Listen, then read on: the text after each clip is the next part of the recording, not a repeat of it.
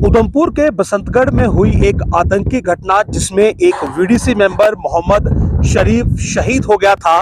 इस पूरे मामले में पुलिस ने अब अपनी जांच को आगे बढ़ाया है और कठुआ के एक व्यक्ति को गिरफ्तार किया है जिसकी पहचान जावेद सन ऑफ मोहम्मद हुसैन आरो लोहा नाटी कठुआ के रूप में हुई है। और पुलिस ने यह बताया है कि यह व्यक्ति आतंकियों का मददगार था और इस पूरी घटना को अंजाम देने वाले आतंकियों को इसी जावेद ने लॉजिस्टिक सपोर्ट दी थी। इसके बाद पुलिस ने इस जावेद से पूछताछ की आधार पर 5 आतंकियों के स्केच जारी किए हैं और लोगों से मदद करने की अपील की है। पुलिस की ओर से 5 आतंकियों के स्केच जारी किए गए हैं और ये कहा गया है कि लोग जो है वो इन आतंकियों के स्केच को देखें, उन्हें पहचानें और जो कोई भी इन आतंकियों के बारे में जानकारी देगा उसे उचित इनाम भी मिलेगा और साथ ही साथ उसकी जानकारी भी गुप्त रखी जाएगी। तो इस पूरे मामले में एक वीडीसी मेंबर की मौत हुई थी मोहम्मद शरीफ की और पुलिस ने इसमें पीएस बसंतगढ़ में एक मामला दर्ज किया था जिसके बाद लगातार इन्वेस्टिगेशन चल रही थी और इसी दौरान ये मालूम चला कि जावेद जो कि कठुआ का रहने वाला है, इसने आतंकियों की मदद की थी, लॉजिस्टिक सपोर्ट दी थी। और जब ये गिरफ्तार हुआ और जब पुलिस को अलग अलग जगह से इनपुट्स मिले तो उसमें पुलिस को जो जानकारी मिली उसके आधार पर ये 5 आतंकियों के स्केच जारी किए गए हैं। फिलहाल मैं आपको स्केच दिखाने की कोशिश करता हूं। ये वो स्केच है, ये पहला आतंकी है, ये देखिए इसका स्केच जारी किया गया है। और इसी तरह से ये दूसरा आतंकी है, ये देखिए इसका भी स्केच जारी किया गया है और आपको इनकी पहचान करनी है। ये तीसरा आतंकी है, देखिए आपको इनकी पहचान करने के लिए कहा गया है।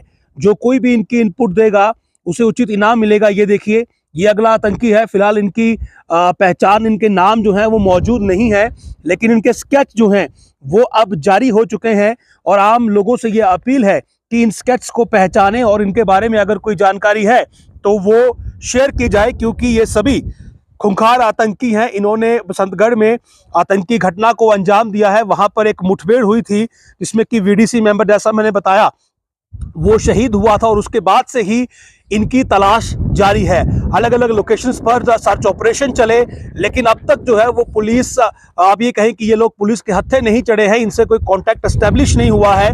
लेकिन शायद जानकारी यही मिल रही है कि ये इसी एरिया में कहीं ना कहीं छुपे हुए हैं और किसी दूसरी वारदात को अंजाम देने की फिराक में है। और इससे पहले ये किसी दूसरी वारदात को अंजाम दें, इनके स्केचेस अब जारी हो चुके हैं और आम लोगों से यही अपील है कि इन स्केचेस को जो मैंने आपको दिखाए हैं ध्यानपूर्वक देखें और अगर इनके बारे में आपको कोई जानकारी मिलती है, इनके वेयरअबाउट्स के बारे में कोई जानकारी है, इनकी मूवमेंट के बारे में कोई जानकारी है, तो आप कृपया अपने जो नज़दीकी पुलिस स्टेशन है उससे संपर्क करें, पुलिस को इनके बारे में जानकारी दें। और यदि आपकी जानकारी के आधार पर इन आतंकियों से कांटेक्ट होता है या आतंकी पकड़े जाते हैं या फिर मारे जाते हैं तो जाहिर सी बात है पुलिस की ओर से घोषणा की गई है कि उचित इनाम भी उस व्यक्ति को जो है वो दिया जाएगा। हैंडसम कैश रिवॉर्ड जो है वो दिया जाएगा, जो कि इनके बारे में स्पेसिफिक इंफॉर्मेशन जो है वो पुलिस के साथ साझा करेगा। तो इस समय जिम्मेवारी आम लोगों पर भी है, क्योंकि एक सजग नागरिक जो होता है वो देश की एक संपत्ति की तरह होता है। क्योंकि एक सजग नागरिक का ये फर्ज है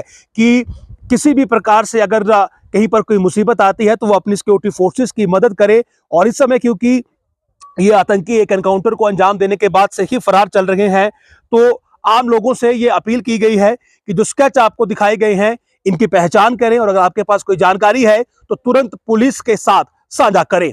नमस्कार।